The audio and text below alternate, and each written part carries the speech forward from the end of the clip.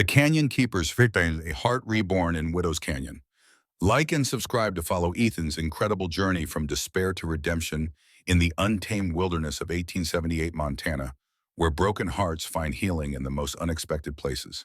The winter of 1878 pressed against the windows of Ethan Cross's Montana ranch house like an unwelcome visitor who refused to leave.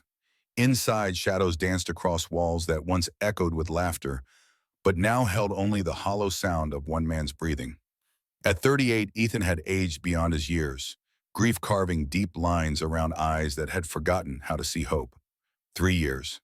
3 years since the fire took everything that mattered. He sat in his rocking chair, the same chair where Margaret used to mend clothes while Lily practiced letters on her slate. The leather was worn smooth now, shaped by countless evenings of sitting alone, staring at flames that reminded him too much of the morning everything burned. The box sat unopened on the kitchen table. He'd found it that afternoon while finally forcing himself to go through Margaret's things, a task he'd avoided for 3 years, because touching her belongings made the loss feel fresh as an open wound. Hidden beneath their bed, wrapped in her wedding dress, the wooden box contained letters she'd written, but never sent. Letters to her sister back east. Letters to friends from her teaching days. And one letter that made his hands shake when he recognized his own name, written in her careful script. "My dearest Ethan," it began. The fire crackled, throwing shadows that seemed to mock his hesitation. Outside, wind howled through bare branches like voices calling from a place he couldn't reach. He'd been carrying the letter in his shirt pocket for hours, afraid to read words from a woman 3 years dead. Finally, as snow began falling in thick curtains that obscured the distant mountains, Ethan unfolded the paper with hands that trembled slightly. "My dearest Ethan, by the time you read this, I pray I will have found the courage to tell you what I've discovered. I am with child again. The doctor in town confirmed what I suspected when my monthly courses stopped. We are to have another's baby, my love." The words hit him like a physical blow. The letter fell from nerveless fingers, drifting to the floor like a white feather settling on still water. Ethan stared at the paper, unable to breathe, unable to think, unable to process what he just read. Another child. Margaret had been pregnant when she died. He'd lost not just his wife and daughter, but a second child, a baby he had never even known existed. The guilt that had eaten at him for 3 years suddenly doubled, tripled, became a weight so crushing he couldn't remain sitting. He stood abruptly, the rocking chair creaking in protest. The room spun slightly, and he gripped the mantel to steady himself. Above his white-knuckled hands, Margaret and Lily smiled at him from their photograph, frozen in eternal happiness that now seemed to mock his failure as a husband and father. "I wanted to tell you in person," the letter continued when he finally picked it up with shaking hands. "But I know you've been worried about the fence line in the south pasture, and I didn't want to add to your burdens until I was certain. I'm afraid, Ethan, not of the birth I carried Lily with such ease. I'm afraid of loving this child as much as I love our daughter, afraid my heart isn't large enough to hold so much joy. But when I watch you with Lily, when I see how gently you teach her to ride, how patiently you answer her endless questions about everything from why grass grows to where the sun sleeps at night, I know this baby will be just as blessed to call you father." The paper crumpled in his fist before he realized he was crushing it. 3 years of telling himself he'd failed to protect his family, and now this proof that his failure was even greater than he'd imagined. 3 lives lost because he'd been checking fence posts instead of staying close to home. 3 lives. Ethan stumbled to the window, pressing his forehead against cold glass that fogged with his ragged breathing. The snow was falling harder now, erasing the landscape in white that made everything look clean and new. But nothing could erase the weight of what he'd just learned, the fresh guilt that settled into his bones like winter cold that never quite thawed. He should have known, should have noticed the signs, should have been more attentive, more present, more careful. A good husband would have seen the changes in his wife, would have recognized the subtle glow that came with carrying new life. But he'd been distracted by work, by the constant demands of frontier life that never left room for simply paying attention to the woman he loved. Even her fear about loving another child, she'd been facing that alone, while he worried about fence posts and cattle and all the trivial concerns that meant nothing compared to the miracle growing inside her. The carved wooden horse sat on the mantel beside their photograph, a wedding gift from Margaret's father, crafted by hands that understood the patience required to shape something beautiful from raw material. Ethan picked it up, turning the smooth wood over in his palm. He'd planned to give it to Lily for her 8th birthday, but she died 3 months before that day arrived. Now he understood its true purpose wasn't for Lily at all. It was for the child who would never be born, never take first steps, never call him Papa. Another loss added to the collection that was slowly killing him from the inside. The letter lay on the floor where he dropped it white against dark wood like snow on rich earth. He picked it up again, smoothed the wrinkles his grip had caused, and read the final lines. I pray this child will have your strength and my stubborn heart. I pray we will watch our children grow old together, see grandchildren play in these same rooms where we've been so happy. I pray you will forgive my fear and help me believe that love multiplies rather than divides, that there is always room for one more heart in a family built on truth and tenderness. Your devoted wife, Margaret. The date at the bottom was 2 weeks before the fire. 2 weeks she'd carried this secret, planning how to tell him, probably imagining his joy when he learned they would be parents again. 2 weeks of hope and anticipation and love growing quietly in her body while he remained oblivious to the miracle happening under his own roof. Ethan sank back into the rocking chair, letter clutched against his chest like a lifeline to a woman who existed now only in memory and regret.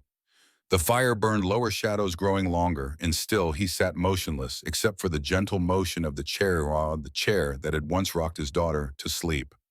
Outside, the storm intensified.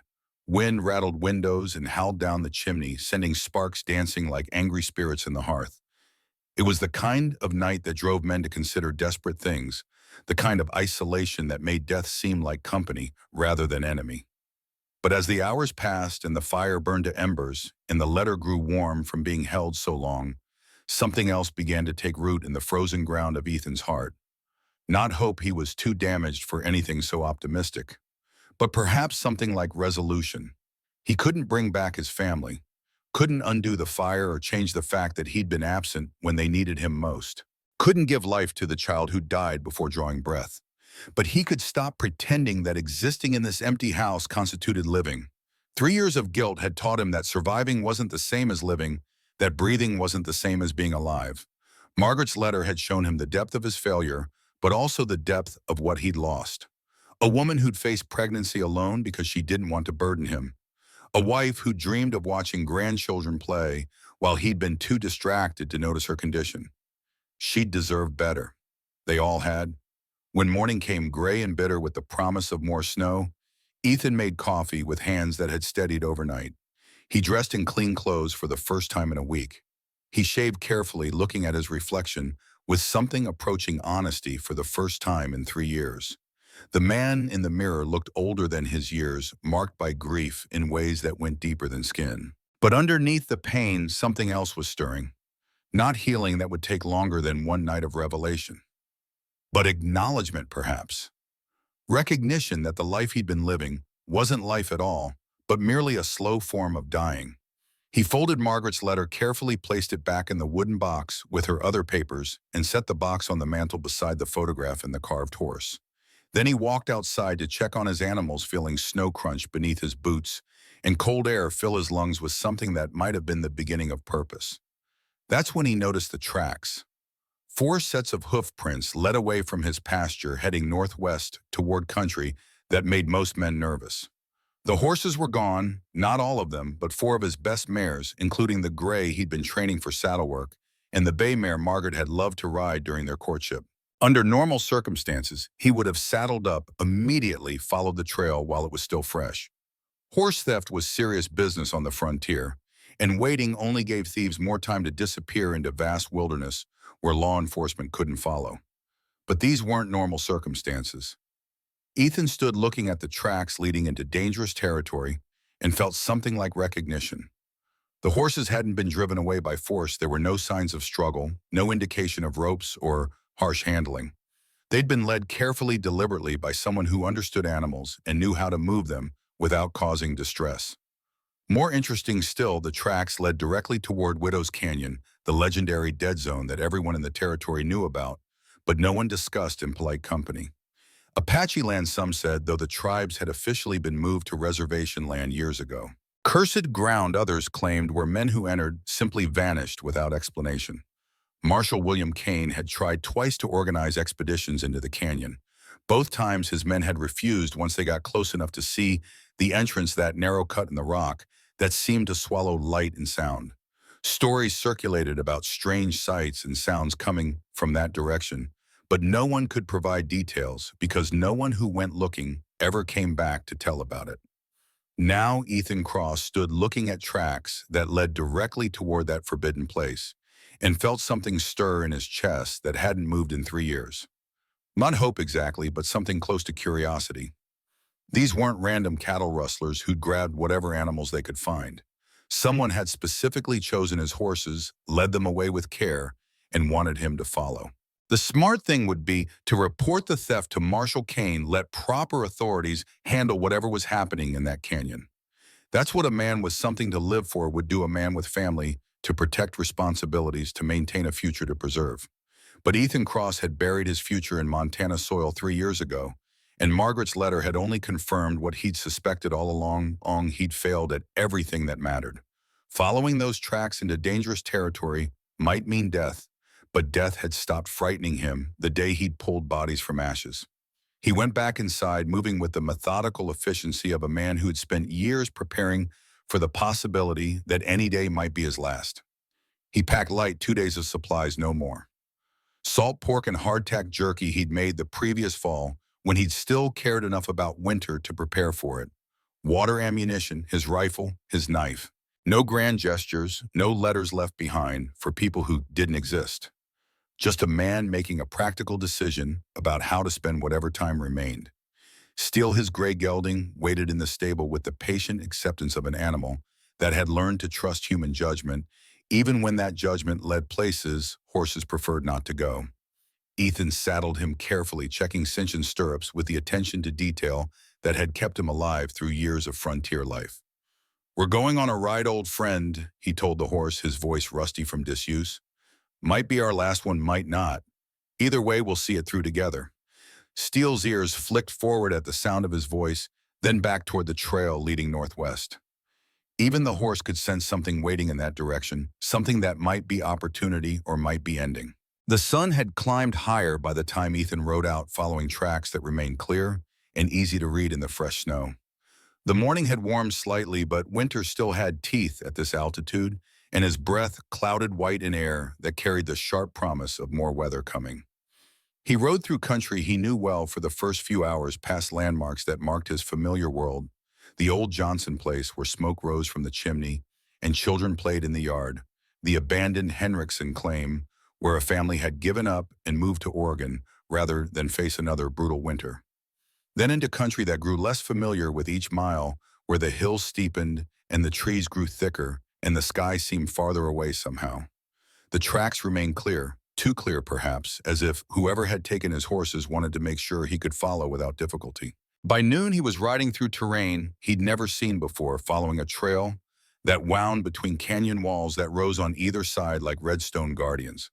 The temperature dropped as shadows deepened, and Steele grew nervous, ears constantly swiveling, nostrils flaring at scents Ethan couldn't detect. That's when he saw the first marker. A piece of red fabric tied to a branch at eye level, faded by sun and weather, but placed deliberately where someone following this trail couldn't possibly miss it. Not a warning exactly, but something more like acknowledgement. "You've come this far. Are you sure you want to keep going?" Ethan rode past it without slowing. The second marker appeared an hour later. Another strip of cloth, this one decorated with beadwork, that identified it clearly as Apache craftsmanship. The pattern meant something, probably carried some message he couldn't read because he'd never learned the language of symbols and colors. But the intent was obvious. Someone wanted him to know he was being led somewhere specific, someone who had the patience to prepare a trail in the confidence that he would follow it. The canyon narrowed as afternoon shadows grew long. Sound behaved strangely here. Steele's hoofbeats echoed from multiple directions, and when a bird called from somewhere above, the cry bounced and multiplied until it was impossible to tell where it had originated. This was a place that swallowed sound and twisted it, sent it back distorted. This was a place men avoided for good reason. But Ethan kept riding because turning back meant returning to an empty house and a life that had stopped being life 3 years ago. Whatever waited ahead in the darkness of Widow's Canyon couldn't be worse than the emptiness behind. The old campsite appeared just as the sun touched the canyon rim, a cleared space where someone had stopped recently within the last few days. The fire pit still held charcoal that crumbled when Ethan touched it, but hadn't yet been scattered by wind. Near the fire ring, placed on a flat rock where it couldn't be missed, lay a woman's hair tie. Beaded leather worked with intricate patterns beautiful in its craftsmanship. A patchwork undeniably left here deliberately for him to find. The message was clear. They wanted him to know this wasn't random theft or coincidence. This was planned purposeful. He was being led to something, and whoever was leading him wanted to make sure he understood that before he arrived. Ethan picked up the hair tie, turning it over in his hands. The beads caught the fading light, deep blues and reds that spoke of hours of patient labor, of someone who'd made this with care and worn it with pride before leaving it here as a sign. Night fell quickly once the sun dropped below the canyon rim. Ethan made camp in a hollow off the trail, built a small fire more for comfort than warmth, and sat with his back against the boulder while shadows danced at the edge of firelight. This might be his last night alive.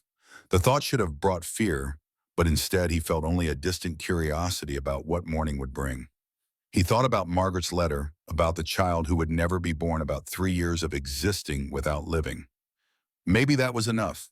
Maybe some stories were meant to end in mysterious canyons rather than empty houses. But as he sat watching sparks spiral upward into darkness, filled with more stars than seemed possible, Ethan realized something had changed since reading Margaret's letter. The guilt was still there, heavy as ever, but alongside it, something else was growing. Not hope. He wasn't ready for anything that optimistic, but perhaps the beginning of acceptance. Margaret had been afraid her heart wasn't large enough to love another child. She'd faced that fear alone because he'd been too distracted to notice what was happening in his own house. But she'd also believed love multiplied rather than divided, that there was always room for one more heart in a family built on truth and tenderness. She'd believed he had the strength to help her through that fear. Maybe she'd been right about that part, even if she'd been wrong about having the chance to find out. The fire burned low. Steele stood nearby, calm now that they'd stopped moving, trusting his rider to keep watch for dangers. Some trust was misplaced, but some trust was all that kept people connected to each other, all that made living in a dangerous world possible. When sleep finally came, it brought dreams of a woman with dark hair and careful hands who smiled at him from across a fire that never burned down to ash. They came at first light. The arrow struck the ground, 3 inches from Ethan's left boot, embedding itself in hard earth with a sound that seemed impossibly loud in the canyon's strange acoustics. His hand moved toward his rifle by pure instinct, years of frontier living where hesitation meant death. But he stopped the motion halfway, raised his hands instead, because he had already seen them. They emerged from positions he should have spotted, but somehow missed, flowing down from canyon walls with coordinated grace that spoke of predators who'd practiced this maneuver until it became as natural as breathing. Women, at least 20 of them, surrounding him in an ever-tightening circle that cut off every avenue of escape. They wore traditional Apache dress modified for practical movement, leather and cloth in earth tones that let them blend with canyon environment. Some carried bows with arrows nocked and ready. Others held blades that caught early light and promised swift death to anyone foolish enough to resist. But it was their leader who made Ethan's breath catch. She moved through the others like water finding its path, every warrior stepping aside without being asked. Tall, with dark hair braided tight against her skull in a style that spoke of both beauty and practicality. Scars marked her arms and throat, old wounds that had healed white against bronze skin, each one a story written in flesh. When she stopped 10 feet from him, studying him with eyes that seemed to see through skin and bone, straight to whatever rotted underneath, Ethan felt the weight of judgment that went deeper than simple evaluation of threat. This woman was measuring him against standards he couldn't begin to guess at. "You followed horses a long way," she said quietly, "for a man who rides alone." Her English was perfect, clear as winter water straight from mountain springs. No trace of the accent Ethan had expected, though something in the careful precision of her words suggested it wasn't her first language. "They're mine," Ethan replied simply. "No embellishment, no justification, just truth. Everything here is ours." She tilted her head slightly, and two women moved forward with a rope, professional and efficient. "You'll come with us."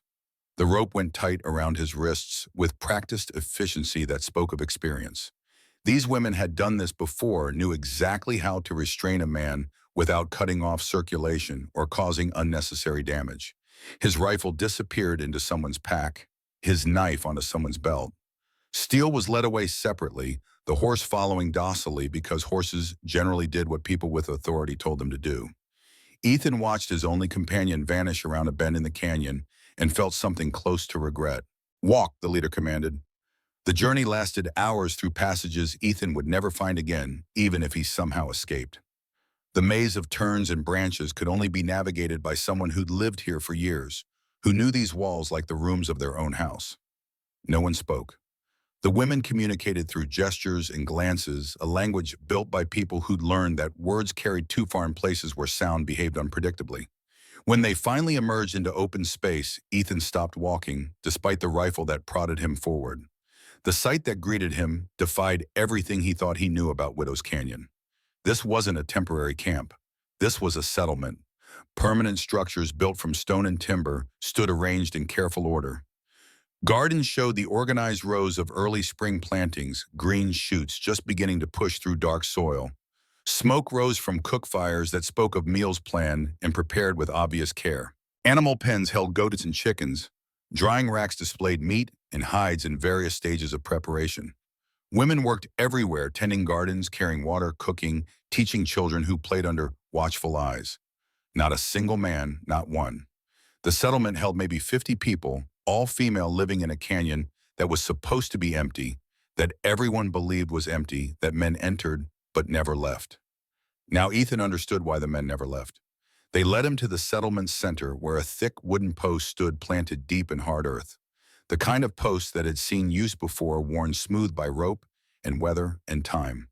As they tied him to it, arms pulled back at angles that would grow painful long before morning, Ethan finally understood the most important thing about his situation. These women hadn't captured him by accident. They'd been waiting. The leader approached as the last knot tightened. She crouched to meet his eyes at level close enough that Ethan could see more than just scars could see, pain old and deep living behind her expression like a prisoner behind bars. "My name is Naira Blackfeather," she said quietly. "You'll stay here tonight. At dawn, we decide if you see another sunrise." She stood paused, looked back at him with something that might have been regret or might have been calculation. "Those horses you followed, they weren't stolen. They were invited. Just like you." She walked away, leaving Ethan tied under a sky turning orange with approaching sunset, surrounded by women who moved through their camp with weapons always close at hand and eyes that never fully looked away from him. Night brought cold that seeped through his shirt and into bones already aching from rope and position. The camp settled into quiet rhythms around him, fires banking low as darkness deepened, voices fading to murmurs that carried on wind channeled by canyon walls. Guards remained in shifts that never left him unobserved. They didn't speak to him, didn't acknowledge his presence beyond checking bonds every few hours with hands that ensured security without cruelty. Around midnight, when the camp had gone silent, except for distant sounds of animals and wind, Naira Blackfeather returned. She settled onto the ground facing him cross-legged, her expression unreadable in firelight that painted half her face in shadow and half in flickering orange. "Most men beg," she said without preamble, "or they threaten, or they try bargaining with things they imagine we want." Her eyes held his steadily. "You've done none of those things. Would any of it change what happens at dawn?" "No." "Then why waste breath on useless words?" Something flickered across her face, surprise maybe, or recognition. She leaned forward slightly, studying him with renewed intensity. "You followed horses into territory everyone knows means certain death," she said. "Why?" The honest answer sat heavy in Ethan's chest. He considered lying, considered silence, then decided that truth from a man facing execution cost nothing. "Because I had nothing waiting back home worth protecting." Naira's expression didn't change, but her stillness became different. More attentive, like a cat that had been watching casually, suddenly focusing all its attention on movement in the grass. "The horses matter that little." The horses matter, but dying here or dying alone in an empty house 6 months from now amounts to the same destination. Ethan met her eyes without flinching. At least this way is quicker. She studied him for a long moment, and Ethan saw recognition flash across her features, the look of someone who understood exactly what he meant because she'd felt that same weight herself. What emptied your house? Her voice had softened, fractionally barely noticeable, except that Ethan had spent 3 years listening for any human warmth in voices that mostly offered pity or avoidance. Fire. The word came easier than expected, maybe because darkness made confession simpler. 3 years back, my wife Margaret, my daughter Lily, they were inside when the kitchen hearth sparked wrong. I was in the far pasture checking fence lines. The specific details came automatically, facts he'd recited to himself so many times they'd become ritual. By the time I saw smoke and rode back, the whole structure was burning. I tried going in the heat, pushed me back. I tried again and again until neighbors arrived and held me down while I watched it collapse. Behind Naira, other women had moved closer, drawn by voices in the quiet. They listened without pretense, just stood in darkness beyond firelight and bore witness to grief being spoken aloud. I pulled bodies from ash the next morning. Ethan continued, unable to stop now that he'd started. Buried them in the corner of the property where Margaret used to grow flowers. Then I lived in that house alone until living and dying started to look pretty much the same. Silence stretched after his words, thick and heavy. One of the younger women, barely more than a girl, had tears tracking down her face. Even the guards had shifted closer, weapons lowered slightly. You understand what it means to lose everything to violence you couldn't stop, Naira said finally, her voice carrying weight that hadn't been there before. I understand. I also understand that loss doesn't give anyone the right to inflict it on others. Those horses were taken, invited or not. I came to retrieve what was mine. If that earns execution, then execute. But don't pretend this is justice. The words hung between them like challenge, like accusation, like truth that cut because it was true. Naira stood slowly, her expression unreadable again. But something had shifted. Ethan felt it in how the women watching didn't look away immediately, in how their postures had changed from hostile to something more complex. At dawn, Naira said, turning away, we decide. But as she walked back toward the main fire, Ethan noticed she didn't order the guards to tighten his bonds, didn't reinforce threats, didn't add new warnings. The howls started an hour before dawn, distant at first, then closer with the deliberate approach of predators who knew their prey couldn't escape. Ethan's head jerked up from the half-sleep exhaustion had granted him every instinct suddenly sharp despite pain and fatigue. Wolves, anashertes. A pack, and they were hunting. The camp exploded into motion. Women grabbed weapons and formed defensive positions with speed that spoke of preparation of drills run until they became instinct. Shouting orders in this language, while hurrying children towards central structures, building fires higher to create walls of light that should deter the animals. Should being the critical word. Ethan yanked against his bonds, feeling rope-burned skin. The post creaked, but held. He scanned the perimeter with a rancher's expertise, reading terrain and animal behavior and the weakness in their defenses that would get someone killed if it wasn't addressed immediately. They're circling from the east side, he shouted, his voice rough from disuse but carrying clearly in pre-dawn darkness. Your fire line has a gap near the supply tent. Naira spun towards him, Bill already drawn suspicion, warring with urgency on her face. How do you know? Because that's where your scent trails are weakest and the shadows run deepest. That's where I'd attack if I were them.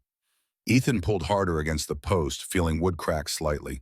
You need to close that gap now, or they'll punch through and get to the children. For a heartbeat, Naira hesitated, trust warring with caution. Then she barked orders, and 3 warriors sprinted toward the eastern perimeter, taking positions exactly where Ethan had indicated. Just in time, gray shapes materialized from darkness like smoke gaining substance, eyes reflecting firelight with predatory intelligence. At least 8 animals, maybe more, testing the perimeter with coordinated strategy that spoke of pack hunters who'd learned that human settlements offered opportunity if you were smart enough to exploit the patterns. The youngest warrior, a girl Ethan guessed couldn't be more than 16, held position near the supply area with a spear that trembled in her grip. Fear was written clearly across her face despite the brave stance she maintained. When the largest wolf fainted left, then charged right. She stumbled backward. The spear dropped as she fell defensive position, collapsing exactly as the predator had calculated it would. Ethan didn't think, didn't calculate, just threw his full weight against the post with everything he had. Old wood cracked and shifted. The rope holding his wrist dug in until warm blood ran down his forearms, but he kept pulling. Kaya, roll left. He roared the warning as the wolf closed distance. The girl heard him through her panic, heard and obeyed with instant response.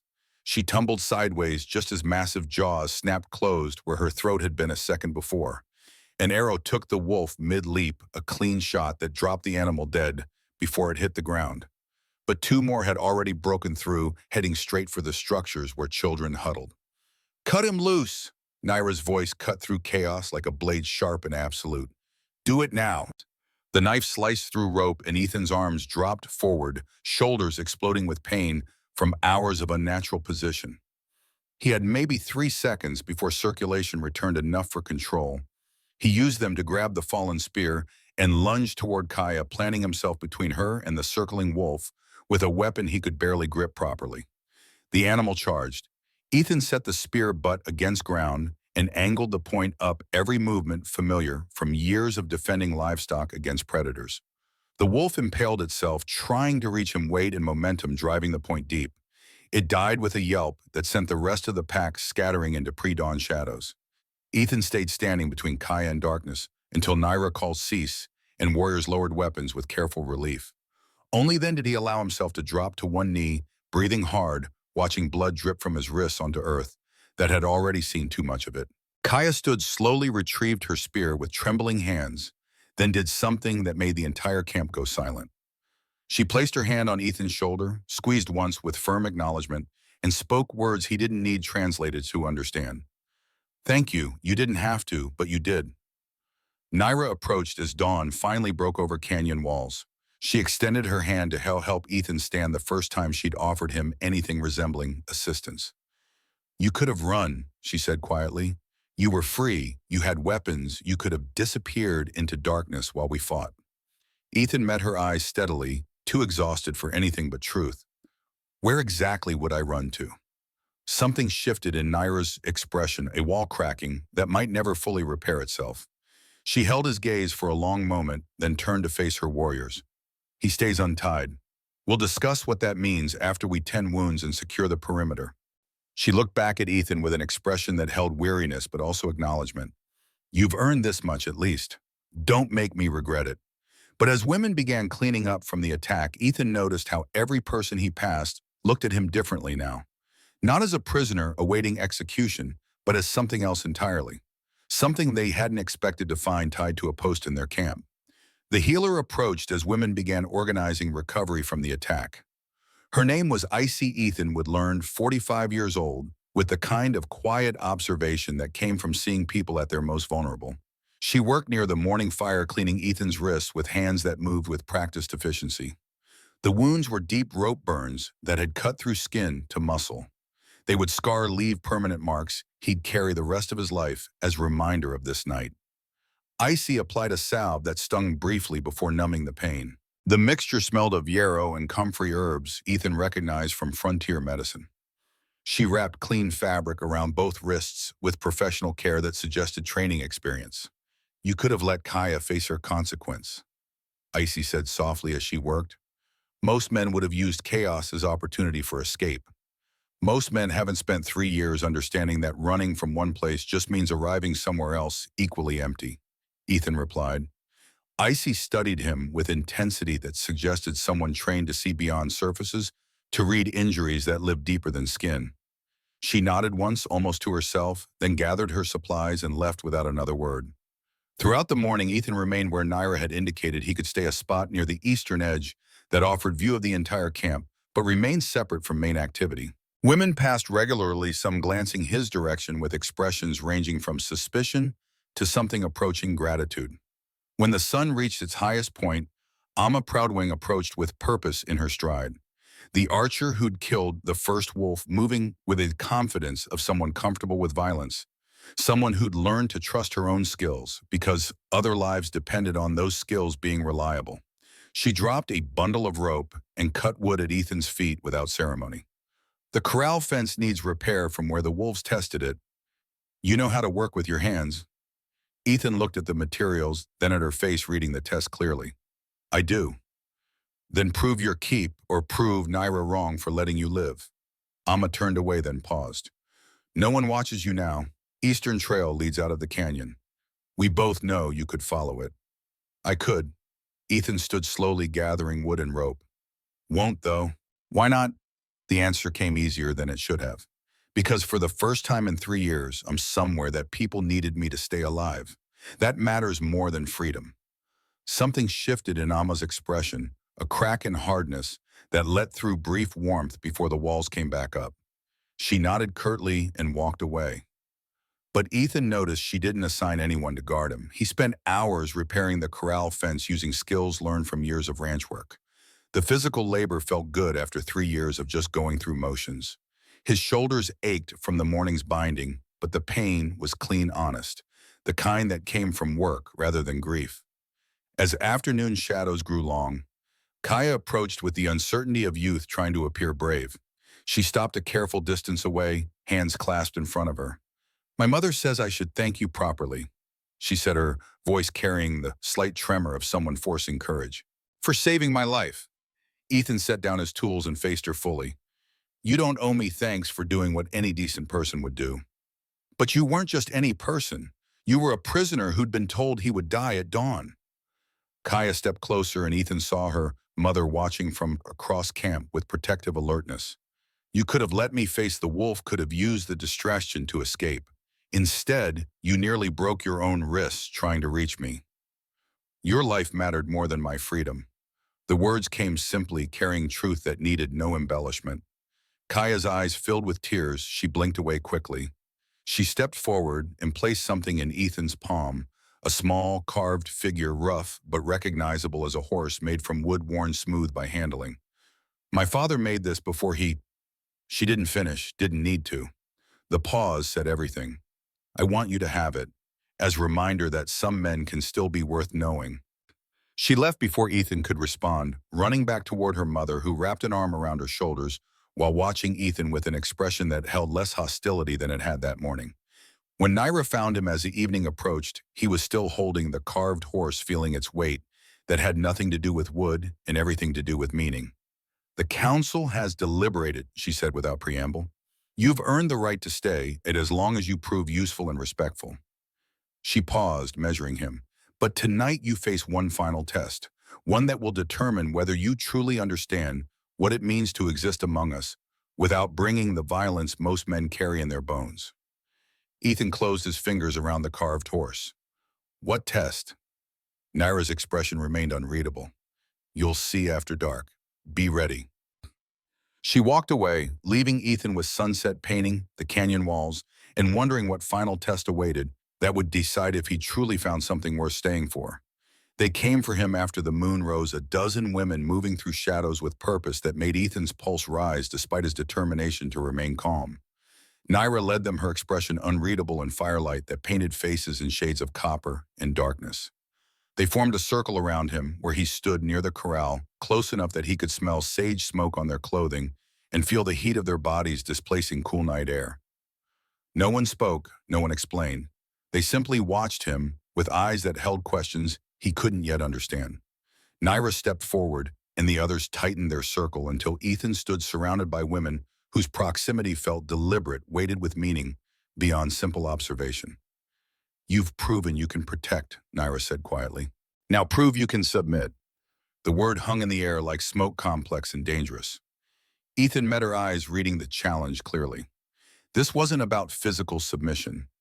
This was about whether he could exist among them without needing to dominate, without requiring control, without letting his presence become threat, through proximity and strength. Amma moved first, stepping close enough that Ethan could feel warmth radiating from her skin. She placed one hand on his shoulder, firm, but not aggressive, measuring muscle and tension beneath her palm. Her eyes never left his face, watching for reaction, for the flash of anger or desire that would prove him like other men they'd known. Ethan held perfectly still, letting her touch exist without responding to it, without interpreting it as invitation or insult. Just accepting that she needed to test him this way, needed to know if closeness triggered violence or demand. Icy approached next, placing her hand over his heart, feeling the rapid beat beneath his ribs that he couldn't control, even if he controlled everything else. Her expression softened slightly as she felt his pulse, recognizing fear, being mastered rather than absence of it. "He's terrified," she murmured to Naira, "but not of us, of failing whatever this is."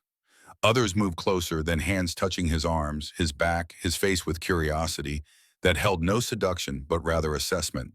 They were learning him through touch, the way they might learn a horse checking for hidden wounds, for places where pressure created resistance or rage. Testing if he would grab, would push, would use superior strength to reclaim control of his own body. Ethan closed his eyes, not in avoidance but in acceptance, letting himself be vulnerable in a way he hadn't allowed since Margaret died. Letting women he barely knew touch him with hands that mapped scars and tension, while he stood undefended and chose trust over self-preservation. Kaya knelt before him, looking up with tears streaming down her face. "No man has ever stood like this among us," she whispered. "They all fought. All of them. I'm not fighting." Ethan's voice was rough with emotion he couldn't entirely suppress. "I'm surrendering to being seen." The words created stillness so complete that even breathing seemed loud. Naira moved closer until she stood directly in front of him, her face inches from his own. She placed both hands on either side of his face, tilting it down so he met her eyes at close range. "Why, pa man, why?" The single word carried weight of every loss she'd suffered, every betrayal she'd witnessed, every reason she'd built this refuge away from men who'd proven themselves monsters. Because being alone forever is worse than risking being hurt again. Ethan held her gaze despite tears burning behind his eyes. "Because you've all lost something and I've lost everything, and maybe broken people can exist together without breaking each other further." Naira's hands trembled against his face, the first crack in armor that Ethan had witnessed. Around them, women who'd watched with suspicion now looked at him with something approaching wonder. Not because he'd proven strong, but because he'd proven capable of weakness without shame. "What was her name?" Naira asked softly. "Your wife." "Margaret, and my daughter was Lily. They died because I wasn't there to save them." "My husband was called Dakota." Naira's voice fractured on the name. "My sons were Chaska and Koda. They died because I was there, but couldn't stop the violence." Behind her, other women murmured names of their own dead voices that carried grief finally given permission to speak itself aloud. They began to kneel one by one until Ethan stood at the center of a circle of kneeling women who looked up at him not with worship but with recognition. He was their grief reflected back in male form. He was proof that loss didn't belong exclusively to their gender. When Naira finally released his face and stepped back, her expression had transformed completely. "You've passed the test, but you've done something more dangerous than that." Ethan's breath caught. "What?" "You've made us remember that before we were warriors, we were human, and humans who've lost everything either harden into stone or learn to hold tenderness carefully in scarred hands." She glanced around at her women, seeing them differently than before. "You've shown us which choice you've made. Now we have to decide if we're brave enough to make it too." As women began to stand and disperse with expressions softer than when they'd arrived, Ethan couldn't shake the feeling that passing this test meant he'd committed to something far more complicated than simple survival. The real work of earning their trust, of building a life here, of learning to be whole again, was only beginning. 3 months after the night of testing, Ethan woke not to silence, but to the sound of children's laughter echoing off canyon walls. The transformation still surprised him, how quickly a place of exile had become something resembling home, how easily his presence had woven itself into the fabric of daily life among women who'd learned to exist without men. He dressed in clothes that bore the scent of sage smoke from communal fires, stepped outside to morning light that painted red stone in shades of gold and copper. The settlement had rhythm now that included him Kaya waiting by the horse corral with questions about training techniques. Icy setting aside tea brewed from herbs she gathered with knowledge passed down through generations of healers. Amma nodding acknowledgement as she checked weapons with methodical care. And Naira always, Naira, whose regard had shifted in ways neither of them fully acknowledged aloud. She sought him out at dawn and dusk times when the camp lay quiet and conversation could happen without audience. They spoke of loss and survival, the weight of leading people who'd suffered more than anyone should bear, of the exhaustion that came from remaining strong when all you wanted was permission to crumble. "You could leave now," she said one evening, as sunset painted canyon walls in shades that reminded Ethan of Margaret's favorite dress. "The trail east would take you back to settled territory. You could reclaim whatever life you left behind." Ethan set down the fence post he'd been shaping, turned to face her fully. What life? Empty house, silent days existing without purpose or connection. He shook his head slowly. "I'd rather face whatever threat that Marshall brings than return to that. Even knowing we can't promise safety, that violence might find us again. Especially knowing that." Ethan stepped closer, close enough to see firelight reflected in her eyes. "Because facing danger alongside people who matter is better than safety that feels like slow burial." Something shifted in Naira's expression, walls lowering that she'd built to protect herself from exactly this kind of connection. "You've changed us. We were surviving, now we're living again. You reminded us that not all men carry violence in their bones, that some carry grief that's made them gentle instead of hard. You changed me too." Ethan's voice roughened with emotion. "I came here ready to die. You gave me reason to live again."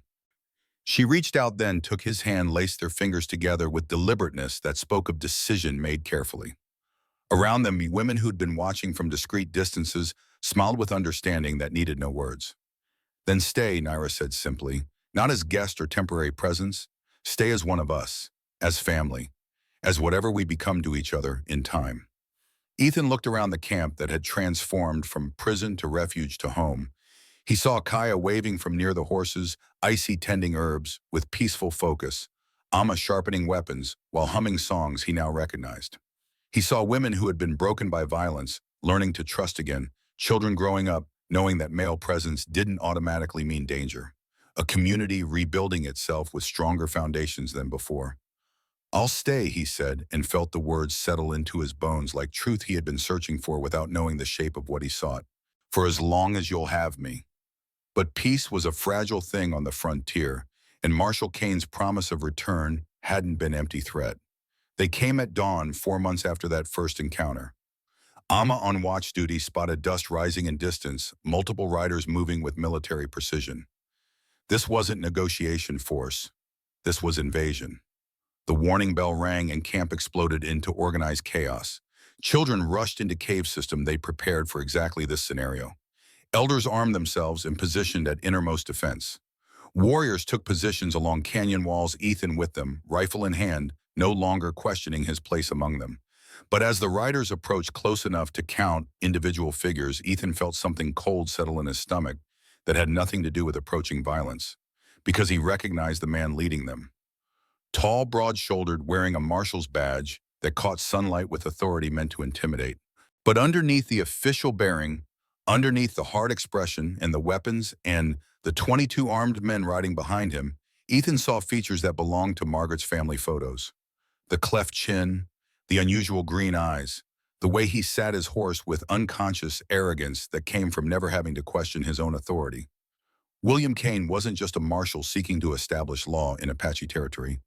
He was Margaret's brother, the older sibling she'd mentioned in letters, but rarely talked about because family disagreements had driven them apart years before Ethan met her.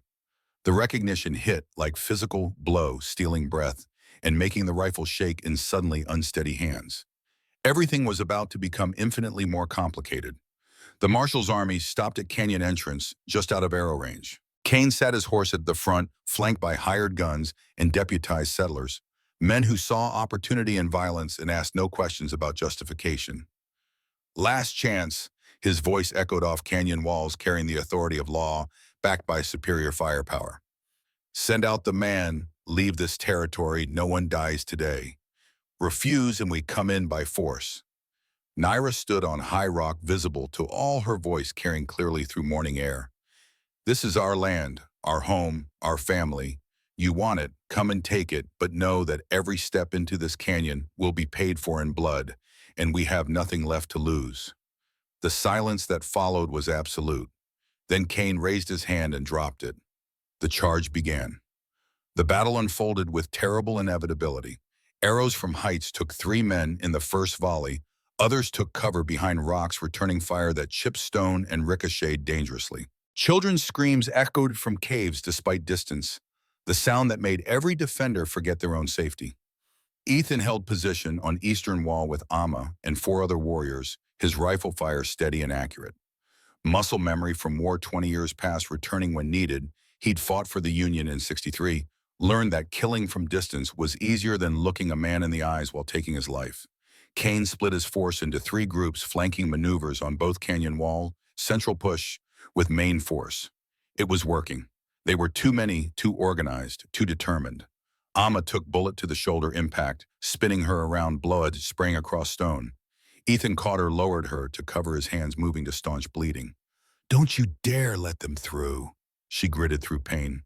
Not a chance. He stood, exposing himself to draw fire away from wounded warrior, dropping two men advancing on their position. Third bullet grazed his ribs, burning line of fire that made him stumble, but didn't stop him. But it was when he saw Kane himself climbing toward Naira's position that everything changed. The martial moved with purpose that went beyond tactical necessity, rifle in hand, expression carrying personal hatred that made Ethan's blood freeze. This wasn't law enforcement. This wasn't even land grabbing.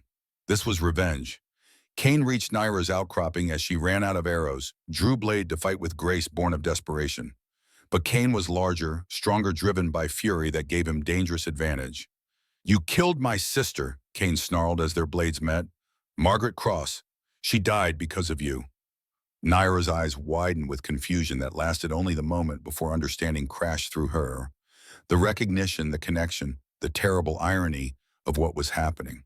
"Your sister," she gasped, barely parrying blow that would have taken her head. "Margaret was your sister.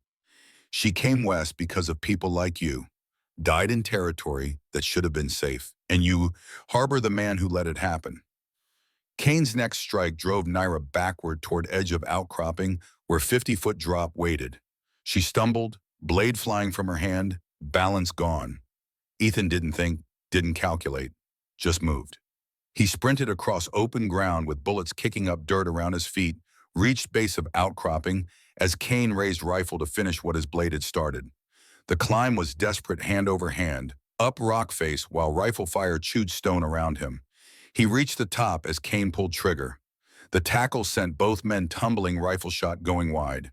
They rolled, fighting for position, Kane's superior size and weight giving him advantage until Ethan did something that froze his opponent completely. "William," Ethan said, using name Margaret had spoken with mixture of love and frustration, "your sister wouldn't want this." Kane stopped mid-strike, staring down at face he'd never seen but somehow recognized. "You're him, the husband, the one who let her die." "Yes." Ethan didn't fight back, didn't try to throw Kane off. Just lay pinned and spoke truth that had been eating him for 3 years. "I failed her. I failed Lily. I failed the baby she was carrying that I didn't even know about until 3 months ago." Kane's grip on his throat loosened slightly. "Baby. She was pregnant again. Left me letter I found too late." Ethan met Kane's eyes steadily. "I've spent 3 years knowing I failed to protect them. But Margaret wouldn't want you killing innocent people to punish me for that failure." "Innocent?" Kane's voice cracked with pain, masked as rage. "They're Apache hostiles. They're women and children who've lost everything to violence they didn't start." Ethan struggled to sit up as Kane's grip loosened further. "Just like Margaret lost everything to accident I couldn't prevent." Around them, shooting had stopped. Warriors on both sides watched confrontation that had become something more personal than territorial dispute. Naira pulled herself back from the edge, blood streaming from cut above her eye, watching two men whose grief had brought them to this moment.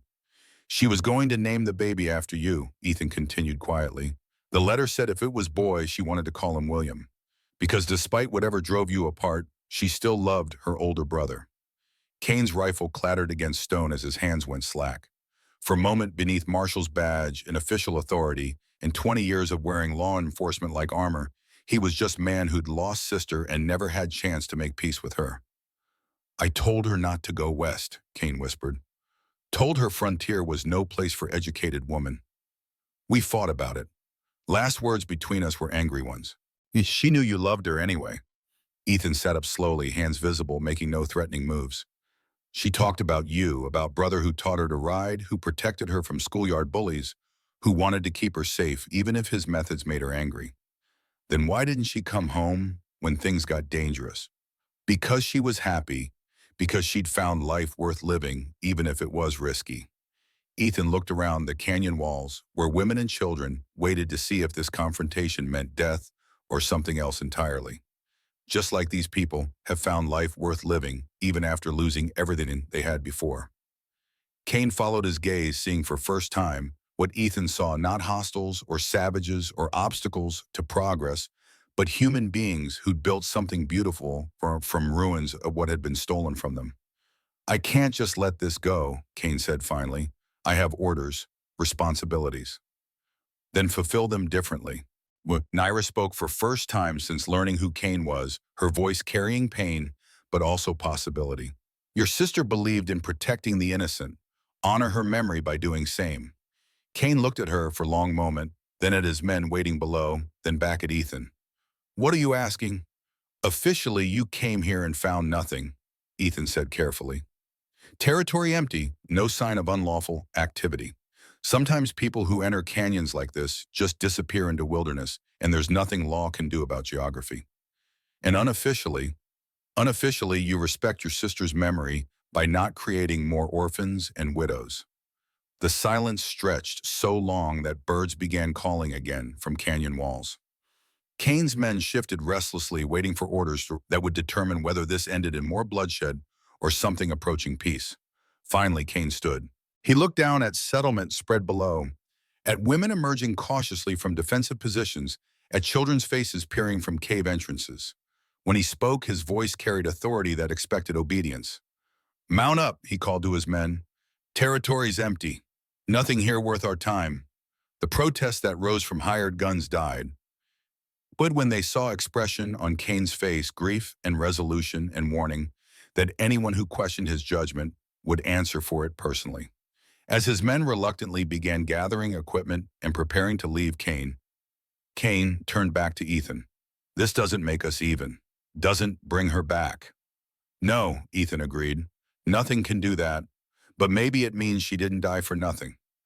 Kane nodded once curtly, then looked at Naira with expression that held grudging respect. Take care of him. He's all that's left of her. He climbed down from outcropping and mounted his horse without looking back. As dust cloud from departing riders faded into distance, silence settled over Canyon like blessing. That evening, as women tended wounds and assessed damage from battle that had ended in unexpected peace, Naira found Ethan sitting beside creek that ran through the heart of settlement.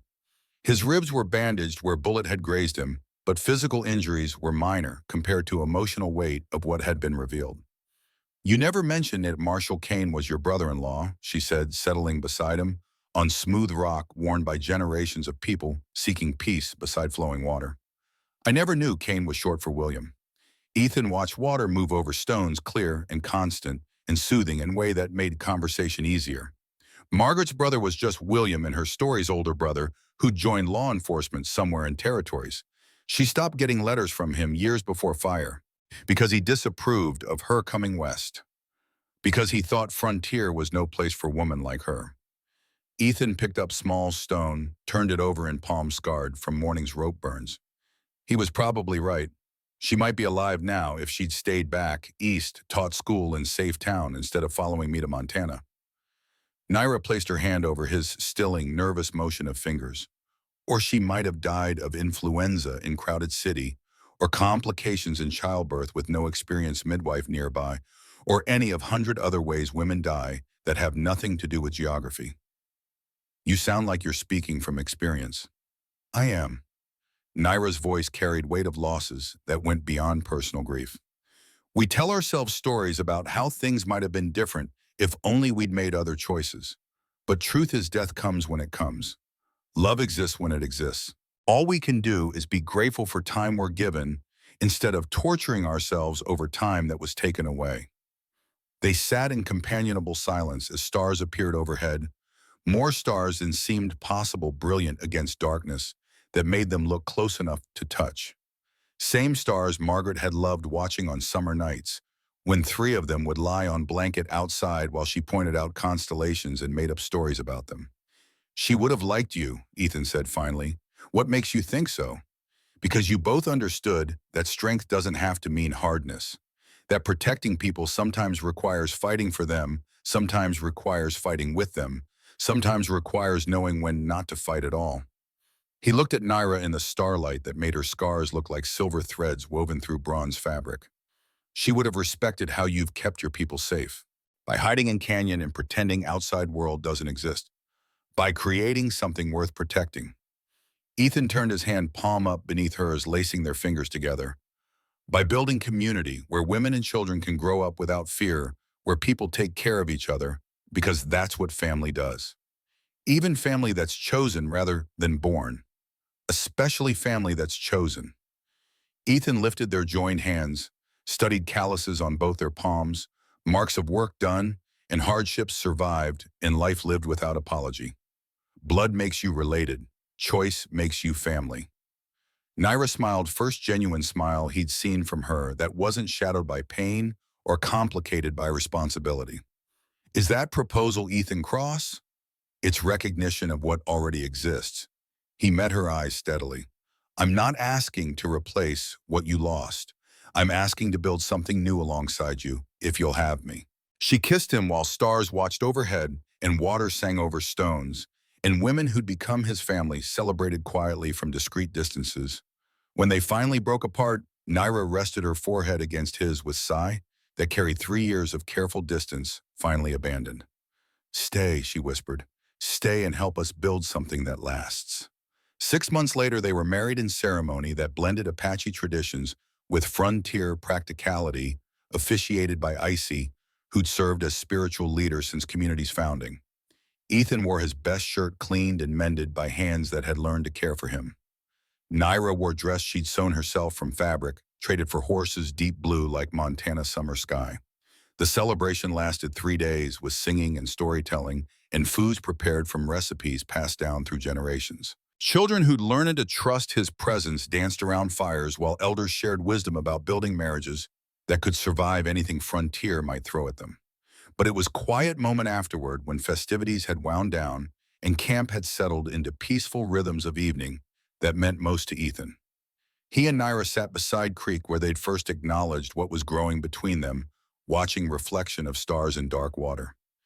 Any regrets? She asked, leaning against his shoulder with easy familiarity that still felt miraculous after years of believing he'd never know such comfort again. Only one. Ethan kissed the top of her head, breathing in scent of sweet and sweetgrass and home. I wish Margaret could have met you. I wish she could have seen that the love she believed in, the kind that multiplies instead of divides, actually exists. Maybe she can see, Naira said quietly. Maybe some love is strong enough to bridge whatever distance exists between living and dead. They sat in silence after that comfortable quiet filled with cricket songs and distant sound of someone singing lullaby to sleepy child. Ethan thought about letter Margaret had left, about fear that her heart wasn't large enough to love another child as much as she loved Lily. She'd been wrong about that. Love did multiply instead of divide. Heart did have room for one more and one more after that, and as many as life chose to bring.